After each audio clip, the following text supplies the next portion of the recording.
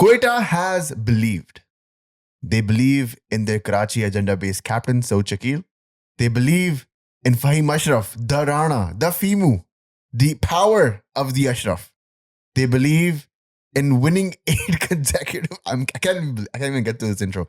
They believe in 8 consecutive wins in the PSL, and now they believe in a final spot and maybe the whole thing. With me, as always, my brother, my co-host Bashar Sayed, to dissect what may have been the craziest upset that I've seen with Quetta Gladiators, not even in our top 4, suddenly making it to the top 2. Hey, speak for yourself. Quetta was in my top 4. I thought they had an incredible draft. And even with some of their main guys not returning to the PSL after this whole last week's chaos, they're still finding their footing. They've been top of the table, and now they are the first team to make it to the finals. It is their first final in 6 years. Life has changed so much since the last time Quetta was in the finals. Who is the captain? Sarfaraz. And who is now the captain? Saud Shakeel. What is the commonality? Sarfaraz is still in the dugout. No, Sarfaraz is constant. Like in life right now, Sarfaraz is constant. But as I look to the Quetta camp, and when we were all disenfranchised with the Karachi Kings, most Karachi followers, Karachiites, are just deflected to the Quetta fan base and be like, this is a de facto Karachi team. It is. And now we're at a point where the embracing of the Quetta team in the Karachi camp, it's crazy. It's amazing. It's Sarfaraz's birthday as well. Lots of birthday wishes going around. And happy birthday, Saifi Bhai from Backward Point as well. Happy birthday, legend. Iconic captain, leader, a leader of men, if you were to say. Just a great all-round guy. And now, Saud Shakeel is a PSL final-making captain. That's a crazy turn of events. We will talk about all of that. But before that, there are more pressing issues to talk about. Did you hear what's happening on 31st of May in Toronto? Saturday. What's happening? 31st of May. The Toronto Blue Jays are hosting Cricket Day at the park. I'm talking straight to you right now. The cameras are off. If you want to bring someone to introduce them to cricket, to baseball, now is the time to do it. Wait, I'm a brown guy. Is there anything free? there is something free. I'm glad you asked. The Blue Jays and the Cricket Canada have combined forces to make a one-of-a-kind cricket jersey hoodie. And not only that, the first 15,000 people who go into the stadium, who use the code that we were going to be giving you, who go through our link, get 15% off their tickets, can cop that. Wait, hold on. So you're saying I can go to downtown on Saturday, May 31st, as a cricket fan, experience cricket and baseball together. And if I'm the first 15,000 people in the gate, I get a free jacket? 100%. And there's a link in the description where I can get tickets. 15% off, yeah. With 15% off. There's no other way to put it, Bashar. There's no other way to put it. That is the reality we're living in. Is Backward Point going to be there? Backward Point is 100% going to be there. And available to meet. I'm sold. I'm there. You're there? You have to be there because you're one half at this point. You're the backward or the point. Somebody was playing cricket. We were playing cricket a couple of days ago. And somebody comes up to me and is like, are you backward or are you point? I'm like, I'm both, bro. Today, what's up? How you doing? So yes, Backward Point will be there 31st May, 2025. Rogers Center in Toronto. If you're in the area, come. Tickets in the description. Thank you, Toronto Blue Jays, for sponsoring this podcast and this segment. Islamabad United have yet to win a single match in Lahore this season. Do you think that they are cursed in this stadium? Cursed is a bit too much. I don't think they're cursed. I just think that Quetta Gladiators and Islamabad game, was that also in the stadium? It was. Okay, so that's a tough one to defend because that one they should have won. Islamabad should have won that. The fielding in that match and this entire PSL has been so bad that there was a mid-innings fielding masterclass by Dominic Cork, Sir Alistair Cook, and there was somebody else there as well. You can't make this stuff up. This is how 85 drop catches in the PSLX. Martin Guptill. I'm telling you, if they had to sponsor the drop catches, we would have probably saved a lot of kids. That's how bad the drop catches are in the PSL. The standard, it's not even local players because usually the knee-jerk reaction was to blame the local players and be like, hey, we can't catch. It's the international players as well. I'm wondering if it's the lights because white lights, white ball, it goes in the air. It's very much possible you can lose the ball in the lights. We were in Dubai in February and we watched 2 games, India, Bangladesh, Pakistan versus India, and we understood how hard it is to catch the ball at night, especially when it goes up in the air. There's a moment where you can lose the ball within the lights because white lights, white ball. I'm wondering if that's one of the reasons or if it's just bad fielding. Bishar, some of these players have been playing at Lahore Stadium or the Pindi Stadium for half a decade, some even decades. But This is these are not- new lights. Okay, but what about the Pindi Stadium? Those are not new lights. Are they new lights as well? I think they are. Come on, bro. You're professionals. You're not playing Markham Yari League. Markham League. You know what? By the Apex way, Cricket League. on record, I want to apologize for dropping in a catch on your ball yesterday at deep mid wicket. I have a bruise right here. And I can say I didn't lose the ball in the lights, but the ball was turning in the air, and I think I just misjudged it. I think I broke a record: 24 legal deliveries bowled and at least 6 drop catches in that game on Tuesday. But it's okay. Just coming back to this, you just cannot keep blaming the lights. There has to be a level of professionalism, and we've seen this fielding drought, I would say, because it's the beauty of cricket, Bashar, is the elegance of fielding as well. The way that the catches are caught, it just it reinvigorates the aspect of professionalism in the game. Like, hey, these guys are like real professionals. Now, I think the masterclass worked because we saw some splendid catching today by both Shadab and Saud Shakeel, both the captains of each side. And has it saved the bad rapport that the PSL has maintained so far? Probably not, but it was nice to see some people just lift a little bit above the ground and catch something, because it's been a while. We've seen some dollies drop, some straight up like crime to the game of cricket happening on the PSL field, and it was just nice to see some people holding on to the rock. Let's talk about Quetta's innings. They won the toss. They batted first, qualifier match, and they got off to a flyer. Typically, Islamabad United bank on Naseem Shah and oftentimes Imad Wasim in the power play to keep a lid on the scoring rate. But in this match, Naseem was put to the cleaners, hit all over the place, especially in the power play by Finn Allen. And they also did not let Ben Dorshers have an easy game as well. I was kind of surprised why Imad Wasim didn't come on the power play, because we've seen him have the ability to ball quite economically in the power play, especially when Saud Shakeel got out. He could have brought out on Imad Wasim against Riley Rousseau. I think Riley has a good matchup against spin bowling. He struggles against spin. Not even Imad, but even Salman Al-Liaga could have bowled against Riley Rousseau. If you look at it, Shadab bowled 2 overs, Imad bowled 4 overs, and the rest were all pacers. All pace, yeah. I kind of like what Salman Rashad has been doing since the past couple of games. He's been given a proper chance since the later end of the round stages, and he showed up. He's delivered. We were actually talking with Salman Rashad yesterday in the game about his slingy action and how hard he is to read. Today, when Naseem Shah goes for 50 in his 4, he goes for 34, and takes 2 wickets, crucial wickets. I think it's important to understand that Salman Rashad, half the tournament was sat on the bench with Ruman Reis vibing, and now he's been given the crucial role to like get some wickets and store some runs. I think this is a good omen for the Islamabad United people, especially in the next game coming, which is do or die for them. But everybody else, the bowling has looked lackluster this entire PSL from everybody that's not named Jason Holder. Shadab mentioned that not bowling in good areas consistently was one of the reasons. And when I watched Naseem spell down the leg side, there's a lot of bad balls in his spell, which typically you don't really associate with Naseem Shah. Naseem looks like he's kept his weight together, which is good. I noticed this too. Actually, I was watching the highlights a little bit with my wife, and she was like, "Has Naseem lost weight?" And I think she was right. She clocked something there.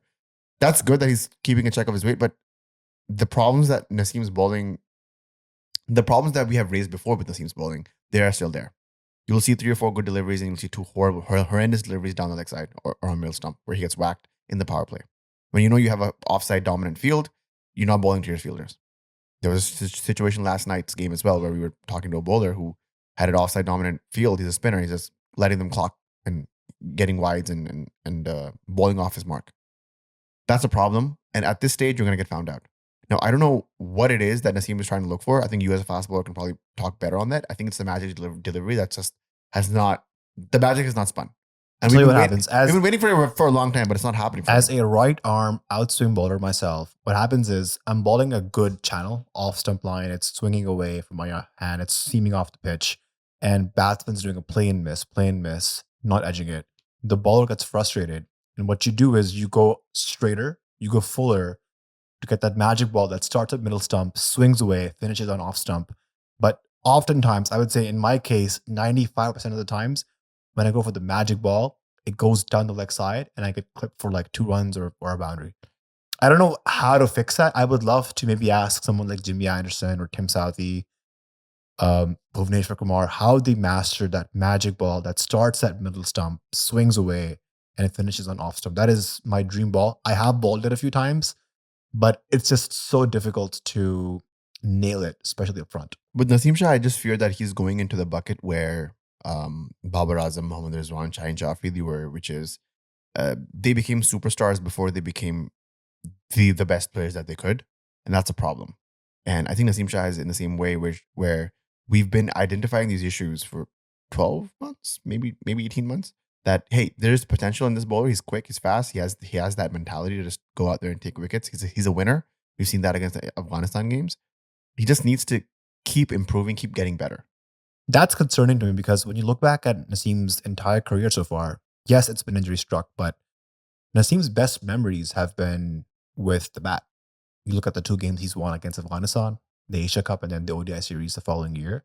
And then maybe the hat trick that he took on against Bangladesh. Right. So Maybe. we haven't seen Naseem ball a match-winning spell so far. I agree. It could have been that could have been not the case if Pakistan had won that final in 2022, where he was bowling that final and he was just bullets, absolute bullets. But that wasn't the case to be, and the injury happened quickly after that. I agree with that, but I'm just alarmed. I just want to flag that Naseem Shah bowling spell just so we can come back to it maybe in the future, because we do have a 3-match series planned right after the PSL, and then we do still have another match to go with the PSL. I just think that this team is massively missing Jason Holder. The balance that he provided, you can see it. Jimmy Neesham is not able to fulfill that role with respect to just performing at the Jason Holder standards. I think Jason Holder at one point was one of the highest impact players of this PSL with respect to just his wicket taking ability and the runs he was scoring down the order. So it's basically like you're missing your most important and your most key player. Unfortunately, Jason has not returned to Pakistan. Jim Neesham is not the worst backup, but it's his first game back today in this entire PSL. So I'm sure he's just getting used to it. We got to talk about the batting that Quetta did. The display by the lower middle order, absolutely insane. I didn't know Avishka Fernando and Dinesh Chandimal could play that game. Yo, I hit a 6 the other day in a game, and then I got out and I was walking back, and one of our teammates was like, "Nazar, I don't know you had that in you." I'm like, "What?" And then yesterday I hit a 4 on a good length delivery over covers, and I heard not clapping but exasperated wows. Like, whoa, it's offensive. Just letting everybody know, it's quite offensive. And to Avishka Fernando and Mr. Chandimal, I'm here to fight for you guys. Please continue. Yeah, I didn't know they had that game in them, honestly. This man is relentless. That partnership at the end between Chandimal and Fahim was actually the game changer. Yeah. Because at one point, Quetta was 113 for 5. And I think it was at that moment where Islamabad should have like cleaned them up or at least keep them under 180 or 170.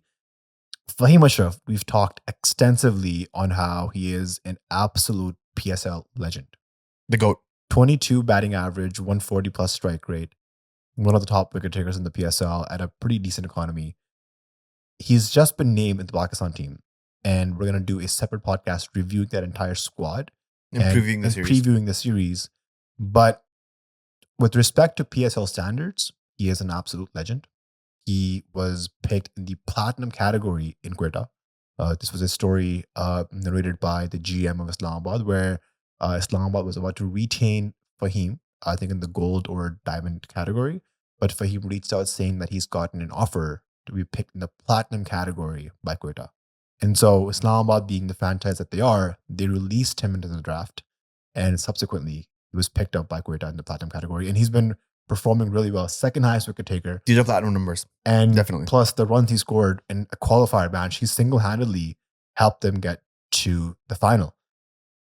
I just hope Fahim can one day replicate these same performances at the international level, because I think he's been given so many opportunities over the years, and specifically his batting has just not been up to par. I think he averages like 12 internationally in T20s, which is far below than what his PSL averages. I think if I can just get this one playoff performance in a playoff from Fahim Ashraf in a World Cup T20, I can forgive a lot of sins. I'm a very forgiving guy. I'm a very forgiving Pakistan cricket fan. Trust me, I'm still here after what we've been through in the past 36 months. I just expect that. I think there's a huge plan to get Fahim Ashraf reintegrated into the Pakistan international system, which there's some perks to it. There are some cons to it. Maybe, in my personal opinion, maybe someone like an Abbas Afridi is more quote unquote deserving of that situation. And, maybe we could work more hard. We could work harder to make that Abbas Afridi into the Fahim Ashraf that we wanted. But that's a whole separate conversation we can have later. But if Fahim Ashraf is in the plans for the next T20 World Cup and the Asia Cup and all the future series, then let's build him. Let's rally behind him. I think at this point, Fahim trumps over Abbas Afridi with respect to his batting standards.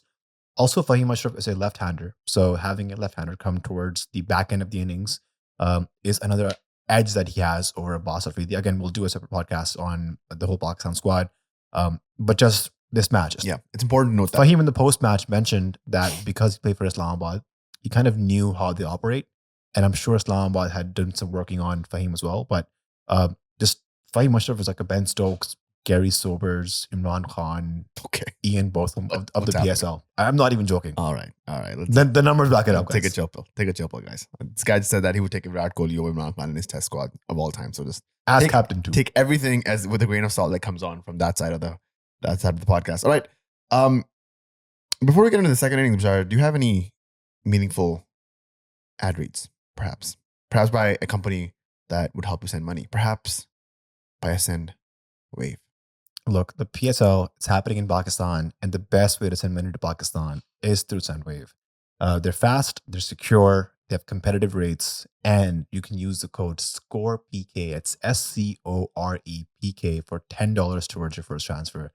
In addition, they also give quite competitive rates on your first transfer, regardless of the amount you send. Is that correct? That's 100% correct. They've moved their policy around a little bit because we did give them feedback about, hey, not everybody sends over $100. You do have really competitive rates over that price point, but what if somebody wants to send $50 or $20 or whatever it is? And so they listened. They have made those promo rates consistent throughout. So $1 all the way to over $1,000, whatever you want to send. It's there. Use our code SCOREPK. You get $10 off your first transfer. You literally just send $1, use our code, and the person on the other end will receive $11. So you can surprise someone with a nice gift. If you're in a long distance relationship, you can send somebody back a very nice token of your gratitude. And you can say that Backward Point sent you. It's on us, man. The $10, it's on us. Go ahead, have fun, go crazy. Spend it wisely, okay? Just don't splurge those $10. $10 are a lot of money in this economy. So thank you very much, Sendwave, for helping us and helping our supporters. Let's go into the chase, Bashar. Islamabad chase. One of the main things that I wanted to get into that was the absence. We haven't even mentioned the absence of Azam Khan. Shocking.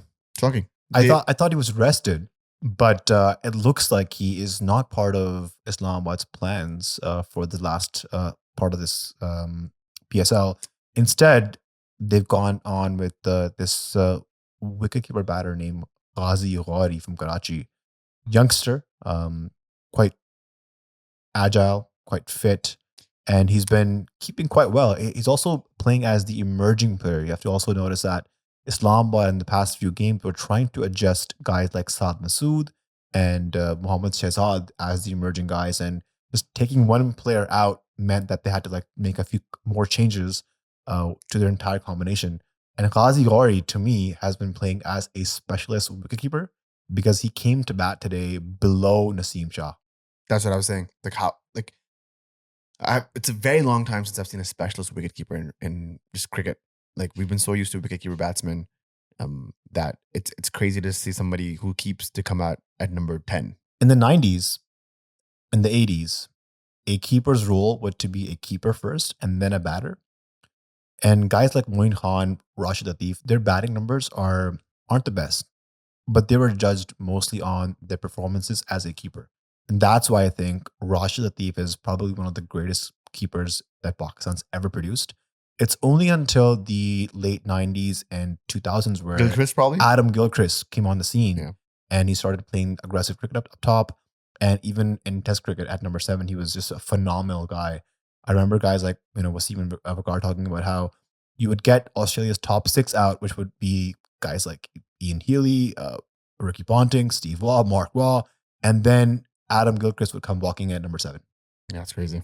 And so What a team. So Gilchrist, Sangakkara, Batcher, all these guys changed the role of a keeper who could also be a very handy batsman. So that's why it's so weird to see Aghazi Ghori coming at number 10. And maybe it's a missed opportunity. Maybe it's a rare L from Islamabad United's point of view to not have a wicketkeeper batsman just to get a deeper batting length. What I would do probably, if I do have to fit in merging, I would probably take Ghazi out and I would put Azam back in, and I would probably take Jimmy Neesham out, and I would probably put Shahzad back in because Shahzad can bat, has a good bowl. Neesham gave 36 in his 4. Maybe Ghazi would get 40. Sorry, no Ghazi. Shahzad would get 40 in his 4. But you're basically playing like one less foreign player in that case. You can do that, right? You don't have to play 3.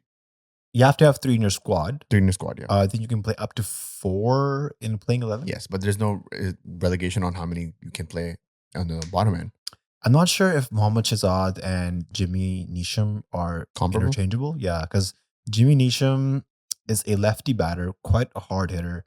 I haven't seen Mohammad Shahzad play that kind of inning so far. I mean, he If did. anything- He came at number 3 like a few games ago. Anything, he's a top order player. Yeah, so I was shocked Heather Ali's not playing. Heather Ali and Imad Wasim last season were like on top of their game. They won them that eliminator against Zalmi single-handedly. And it was sort of like Heather would come back at number 7, number 6. Who would you play Heather instead of in this team? Look, it's tricky. I don't think there's anybody I would get out. Maybe RVD. I would take RVD out, push Salman Agha up the order, and put Heather Ali maybe after Shadab. That's probably what I would do. But then RVD, 35 off 23, not bad from him off the top. Alex Hales, you got to have him there after the innings he played last game. Yeah, it's tricky. It's a problem of too many. It's about how you fit them. I think that's where Islamabad lost this game. I just think having Azam it's dangerous for the other team because Azam has the ability to come in and just smash sixes. And so even if the required rate is like 14, 13, he can come in and cover it up and span a couple of overs. That's what I was saying about this match specifically. I think there was an Azam-shaped hole in this batting lineup where as soon as Jimmy Neesham gets out, Imad Wasim comes in, I'm like, that's going to be tough. And Imad's not having the best PSL with the bat. And given, to be fair to everybody else, like neither is Azam. Like Azam has been having probably the worst PSL I've seen him have. He's having a pretty bad year, to be honest. And the PSL is no different. And Islamabad United making that tough decision to rest Azam says a lot about their thought process and the way that they want to execute this. It says a lot about Azam as well. Like he needs to go back to his corner after this PSL, whatever comes up, even if he wins, even if he loses, whatever the case may be, go back to his corner and reassess how he wants to play the game because I think it's going to be tough for him to continue with this manner. Shoaib Akhtar said that if he was Azam Khan, he would hire a videographer and document his 6-month weight transformation. I would watch that documentary and start with all the hate comments and all that. Go back to old backward point videos. Pull them out and this guy's a hater. Have that. No, Azam's a great friend now, but he knows it's all love. But where did Islamabad go wrong here? I just think losing wickets at the wrong time. Like Sahab Farhan was the set batsman. He's their key batter also. And he got out at a delivery that was like a low full toss down the leg side. You can't really give your wicket away on such loose balls. If anything, you have to capitalize and hit a boundary on that ball. Usman Tariq has come back from his action being suspended. He cleared his action. And I think he was an impactful bowler because they used him even towards the death overs. He got the key wicket of Salman Agha and Naseem Shah towards the end. Quite interesting with how Saud Shakeel has used him in this match as a middle overs imposer and also a death overs bowler. I do want to have a Saud Shakeel conversation near the end of this podcast, so we'll get there for sure. But quickly, a note on Sahib Farhan. Maniac in this PSL. He scored 446 runs, Bashar, in 11 innings. average of 40.5, strike rate of over 150. It's insane. How many sixes? Oh, how do you check that? I don't know how to check that. This guy, I need to show him how to use Quick Info. I'm an old man now. I think he has 24 He has sixes. 21 sixes. 21 sixes. 21 sixes, 350s, 1 century, 153 strike rate. It's insane. He's It's been absolutely batting cool. brilliantly. And good signs for Pakistan, because if he fits in the top 4 of Pakistan's top order, that's good. That's a good omen. Again, this is a topic for a different podcast, but I see it hard for him to fit in the playing 11 where you have Fakhar and Saim. That is just my dream opening pair. I cannot fit. Imran Nazir could come back and he would not be opening for me. Fakhar, Saim, Saad, Farhan, Agha, Haris. How do you like the sound of that? Haris is batting too low. You can bat to 4-5. Oh, shocking, by the way. Heather not picked in the squad, which was a glaring thing to me. But again, we're going back to the squad because it's such a juicy topic. But I think Saad Farhan did give them a good start. It was just like nobody else really chipped in. Agha, late effort from him near the end, but that's Usman Tariq guy. Like, I thought he was banned for his bowling, and now suddenly he's taking 300 and over. We can see now he was banned. You know why? Because it's like it doesn't make sense. Make it make sense to me. 2 + 2 = 8 here. 3 wickets in that over. It completely seals the game. There was nothing else that anybody could do. Islamabad is a team that has been known for batting deep and having good firepower towards the end. And I just think Nisham, Imad, and Ben Dorshers, they could have had a better effort. I mean, just getting closer to the target would have been nice as well. But yeah, I think also a turning point in the match was the Saud Shakeel catch of Shadab Khan. Let's talk about it. Genuinely had me shocked, especially considering the low standards of fielding this entire PSL. Shadab was 16 off 8 at that point. 1-6-1-4, looking good. Shadab and Agha were trying to build up that partnership, and if, honestly, that catch doesn't happen. Captain, vice captain. Maybe they see themselves through. Maybe they get a lot closer because they only lost by a few, maybe 30 odd runs, and we've gotten a lot closer. But that's what we've been talking about. That's what we talk about our game when we drop 6 in my 4 over spell. Catches win matches, man. Like, how else can we spell it out? If you don't take these grabs, you will not win matches. And Saud Shakeel, I think this is a really good segue into Saud Shakeel, Bashar.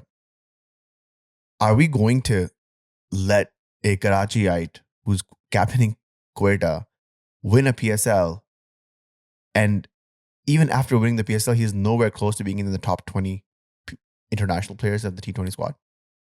Is that a conversation to have? Like, what is happening here? What is this entire facade? What is the big game here? I think it's a combination of Quetta having a really good draft, and having a good draft means having just the entire management working in sync to get the best players possible. Now, I'm not sure how much Saud Shakeel has a say in terms of which players they pick and which they don't pick in the draft, but off the bat, our post PSL draft podcast, we mentioned how strong Quetta looks. And I think Saud Shakeel has led this team quite well. At this point, Saud is competing for a place in the Pakistan team. If you're considering Saud Shakeel as an opener, he's competing with Saim Ayub. He's competing with Fakhar Zaman. He's competing with Sahib Farhan, Hassan Nawaz, Mohammad Haris. And I can't see Saud Shakeel bat above any of these guys. So But I think the argument of him being in the Pakistan team does not exist. It doesn't exist. But at the same time, this man might just win the PSL for his franchise for the 2nd or 3rd time. Good for him. What does that say about It says that he is a good tactician. Okay. That at the PSL level, he can win you a tournament, go to the finals, at least for now. But I'm not sure if there needs to be a conversation that he could come in the Pakistan team. There was a long stretch where Kamran Akmal was a top run scorer in every single PSL. But we had already moved on from Kamran Akmal. At the time, our openers were Fakhar Zaman and Babar Azam. And our captain was Sarfaraz. So there was no real space for Kamran Akmal to come back and take his place. Can someone become test captain from a PSL win? It's Pakistan cricket. So honestly, anything could happen. Nothing would surprise me. I thought that we were kind of over.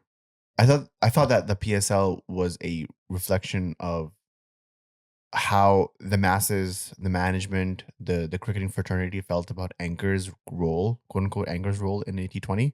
And I thought we were moving past it, only for Saud Shakeel to get into the final. That's wild to me. I have to see Saud Shakeel's his batting stats this PSL before I can say he's an anchor or not. I think this season he's actually been quite underwhelming performance. I'll give the numbers. I got it right here. Sure. Saud Shakeel, 11 matches, 2 not outs, 233 runs, 233 runs, at an average of 29, at a strike rate of 118, 150. It's kind of good for Quetta that he gets out early because that means that Riley Russo comes in. That means that Hassan Nawaz gets in early. This is the wildest placeholder captain winning a Quetta PSL thing. Like, he's in the final. That's crazy. He has the potential of winning it. Not only that, I think he has a solid core of local players that are backing him and his international players supporting them. Because we mentioned this before, like, you're only as strong as your local players are. And I think the top 4 that went through have the strongest local players. And I think Quetta might just take it because of that. With Mohammad Amir in there and Fahim Ashraf doing what he's doing, the magical things, they look unstoppable to me. Quetta has the momentum. I think the game tomorrow is going to be a tight one. It's a Lahore versus Karachi. We should be streaming that one, man. I wish we were. It's an eliminator. It's like a big rivalry between two cities. Lahore versus Karachi. I've been to both places. My stance is I would live in Lahore, but I would want the Karachi food to be imported into Lahore because I'd rather be safe and hungry than be fully fed and be in the not secure. So you're kind of shitting on Karachi here, which we're not. Dude, it's a very backhanded compliment. I've been on the ring road and I'm convinced. I've seen life. I've seen the greenery. This is exactly why we're in the mess that we are politically, but I don't want to talk about that. Once you have lunch at the Haveli restaurant with the Badshahi Mosque in the back, you've seen it. You know what Lahore doesn't have? What? Yashi Sports. Because Yashi Sports is Canada's home of cricket. Not Lahore's. It's Canada's home of cricket. And you can use the code BP10 at yashisports.com, where if you're looking to buy cricket equipment in North America, Yashi Sports has to be your go-to place because they've got a wide variety of equipment regardless if you're a beginner or if you're a pro player, Yashi Sports has everything you can possibly imagine with respect to cricket stuff. And more. High quality stuff. And it's not just the equipment. If you go in person, you can even get their expert advice, which we have experienced personally. And we could recommend go in there, get the expert advice. And just one last note on Yashi Sports. The shipments for the giveaways are on their way to your respective people. The English Field Cricket Bat and the Yashi Sports premium gloves are on their way. So hopefully the winners will be receiving them very shortly. The next game, like we mentioned before, is the Lahore versus the Karachi game. Predictions on that? I think Karachi makes it through, in my opinion. Karachi could make it through, but Lahore has the home advantage, but they've also lost their main players. I think given the current circumstances, I will give Karachi the edge. Also, Karachi got the better of Lahore in the group match. So yeah, I would back Karachi. Shaheen has a vengeance and he's angry and it's a home crowd standing behind him. I think it's going to be David Warner versus Shaheen. I think it's going to be pure cinema. It's going to be blockbuster. Whoever wins that battle wins the game. Today's ground was quite empty, and I thought Karachi doesn't show up, but it looks like Lahore doesn't show up for any team aside from Lahore. Or Babur. So I hope tomorrow, yeah, correct. I hope tomorrow we get to see a better turnout. I think so as well. And then whoever wins tomorrow's game plays Islamabad on the 23rd of May. Right. That'll be tough. So who would you, as an Islamabad United fan, who would you want to see on the 23rd? I think Islamabad has struggled to beat... I think Islamabad finds it hard to beat Lahore in Lahore because of the home advantage. Islamabad 2-0 this season against KK. Against KK. Wow. I haven't lost against KK. Wow. And I haven't won against Quetta at all. Yeah. Tough. I think Islamabad would prefer to face Karachi. I think so too. I think that's what's probably going to happen. And in my hot take is whoever wins that Karachi Islamabad game on the 23rd wins the PSL. Wins the entire PSL. Yeah, that's my hot take. Are you ready for that? People are already pulling up the screenshot. Islamabad's going to go back-to-back thing. I still stand behind it. I still think this team has a chance to turn it over on the 23rd. If they don't, I'll stand corrected. I don't mind. Regardless of whoever wins, we all bleed red. We all bleed red. Rang jeet ka laal hai? Is that what you're saying? Okay. Anyways, thank you everybody for tuning in. Sendwave for sponsoring, Yashi for sponsoring, Toronto Blue Jays for sponsoring as well. You guys can check all the descriptions for all the things that we have mentioned. All the notes are there. And we'll see you guys after tomorrow's game, which is going to be a nail biter. Tune in for that. And then quick announcement as well. We should have said on the top of the podcast, but we'll say it again in the next one. We are going live for the final, live streaming the final of the PSL on Sunday. We're going to be there maybe 10, 15 minutes earlier. Talk to you guys. Live stream chats will be open. Super chats will be open. If you guys want to get your questions in, get it through super chat. If you guys want to get your questions in, you can also come through the Patreon and join our Patreon chat, and we'll take questions from there as well. It's going to be a fun time. I'm very excited about it. And we haven't done a live stream in a very long time. I think the last live stream we did was last year, the Pakistan India game, which we don't have very fond memories of. Don't remind me. Yeah, but this one's gonna be fun. Whoever, regardless of who the finalists are, it's gonna be a fun little competition for us and just a way for us to connect with you guys. It's been a while since we've done a live stream, and we're excited to chat with you all. So check that out as well. Don't forget that when the final comes in. We'll see you guys in the next podcast, Bashar. Cheers. Cheers.